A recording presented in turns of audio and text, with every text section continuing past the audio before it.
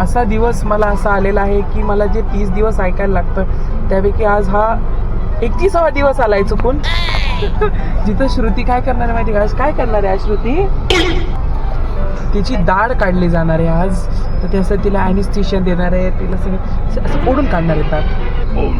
आणि आज संध्याकाळी 7 वाजता तुम्हाला ब्लॉग मध्ये दाखवतो तिला काय काय आपण करणार आहोत. एक एक करून ब्लॉग मध्ये सगळं दाखवतो.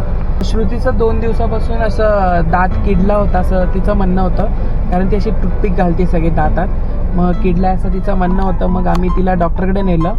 मग डॉक्टरनी काय केलं, श्रुती एक्सरे काढला आणि तिला सांगितलं की तुला एक दाढ काढावी लागेल.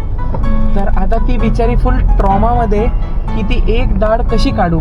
ऑलरेडी 32च्या ऐवजी तिच्याकडे 28च दात आहेत, त्यातला पण आता एक मायनस होणार आणि अजून तिचे 2 दात किडलेले आहेत. तर ते म्हणत होते ते पण काढूया आपण एक टाइम मध्ये.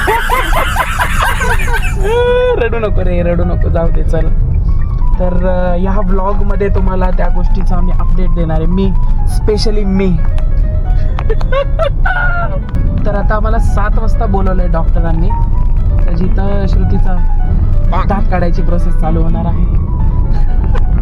खरंच मजा येते दात काढताना बसताना. अशी जेव्हा दात काढते तेव्हा करते मला, तेव्हा येतात ही करते मला. वाईट असा लागला बघून गेली मी.